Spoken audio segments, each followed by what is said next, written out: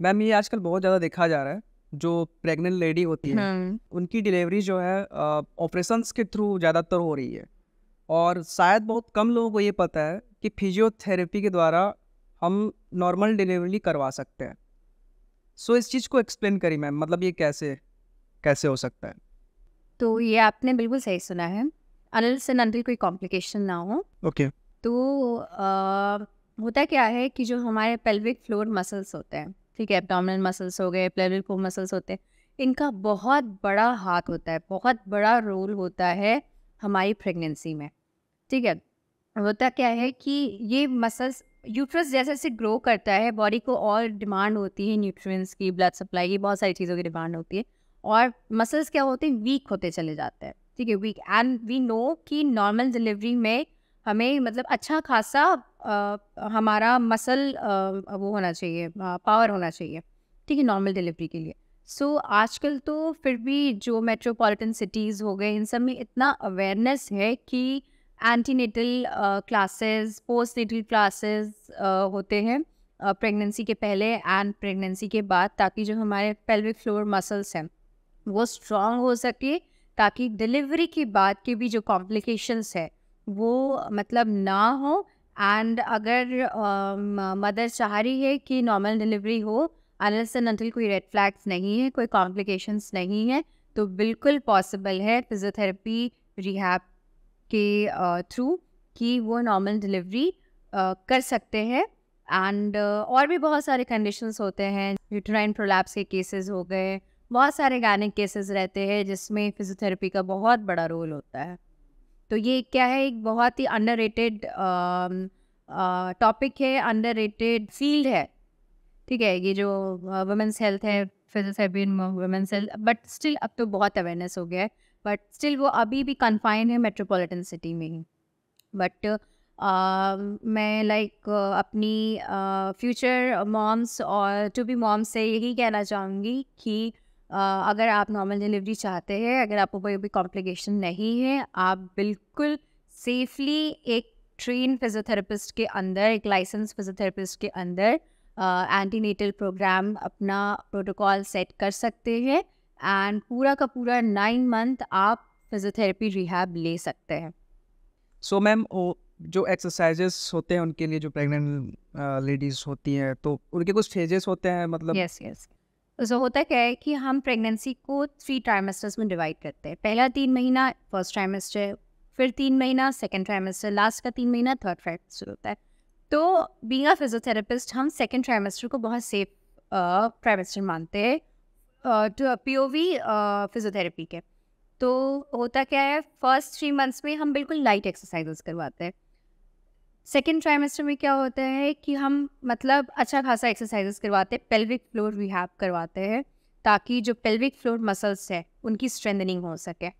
Third क्या होता है, थर्ड ट्राइमेस्टर में क्या होता है, अगर कोई कॉम्प्लिकेशन नहीं है बच्चे को, माँ को, ठीक है, अगर कोई रेड फ्लैग्स नहीं है, तो हम उसको लास्ट ट्राइमेस्टर तक, लास्ट मंथ तक पेशेंट की फिजियोथेरेपी चलती है।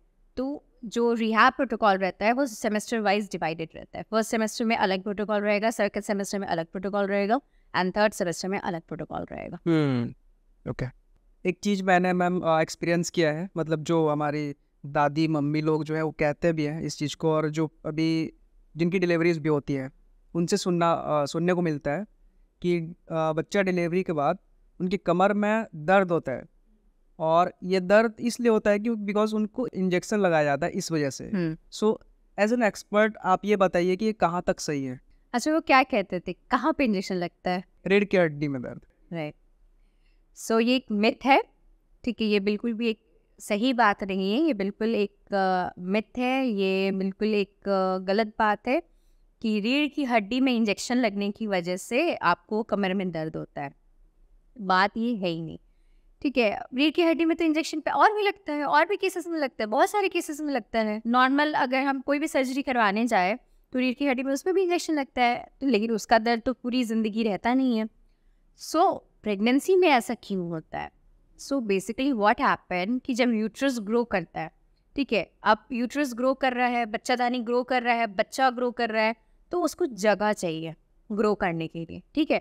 तो होता क्या है, बच्चे को सपोर्ट करने के लिए जो हमारा स्पाइनल मतलब वर्टिब्रा होता है, वो ऑलरेडी एक उसकी फिजियोलॉजिकल लॉर्डोसिस होती है, एक कर्व होती है जिसको हम लॉर्डोसिस बोलते हैं, ठीक है। एक फिजियोलॉजिकल लॉर्डोसिस होती है हमारी बॉडी में, बट उस यूट्रस को सपोर्ट करने के लिए, उस वॉर्म को सपोर्ट करने के लिए जो कर्वेचर होती है वो बढ़ जाती है, वो और ज़्यादा लॉर्डोसिस में चली जाती है।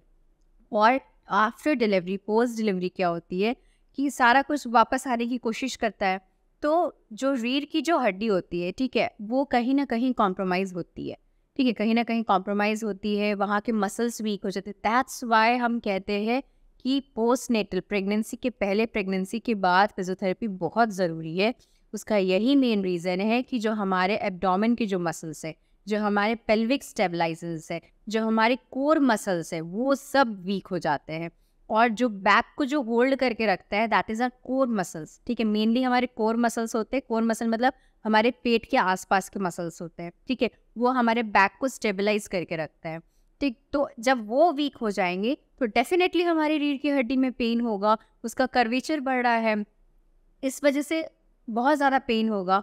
तो उस कर्वेचर को ठीक करने के लिए प्लस हमारे कोर मसल की स्ट्रेंथनिंग होती है एंड बैक एक बिल्कुल ठीक हो जाता है। तो ये एक मिथ है कि रीढ़ की हड्डी में इंजेक्शन लगने की वजह से ये कमर दर्द होता है और इतना सालों साल चलता है। तो ये बिल्कुल गलत धारणा है लोगों की कि कमर की मतलब रीढ़ की हड्डी में लगने से कमर में दर्द होता है। ऐसा बिल्कुल भी नहीं होता है। ये सिर्फ और सिर्फ रीढ़ की हड्डी का जो शेप होता है वो थोड़ा बहुत कॉम्प्रोमाइज़ होता है, वीक होते हैं हमारे मसल, कोर मसल वीक होते हैं, पेल्विक फ्लोर मसल्स वीक हो जाते हैं, इस वजह से हमारी कमर में पेन आता है। अगर हम तुरंत फिजियोथेरेपी ट्रीटमेंट ले लेंगे, और इसका इलाज ही फिजियोथेरेपी ट्रीटमेंट है, ठीक है, इसका इलाज ही फिजियोथेरेपी ट्रीटमेंट है, मसल्स की स्ट्रेंथनिंग होती है, तो पेशेंट कम्प्लीटली ठीक हो जाता है। आफ्टर सी सेक्शन हम 90 डेज़ के बाद ही रिहैब प्रोटोकॉल स्टार्ट करते हैं, बट विद इन 1 ईयर, अगर आप विद इन 1 ईयर भी करवा रहे हो तो पेशेंट बिल्कुल सही हो जाएगा, उसका कमर दर्द एकदम सही हो जाएगा।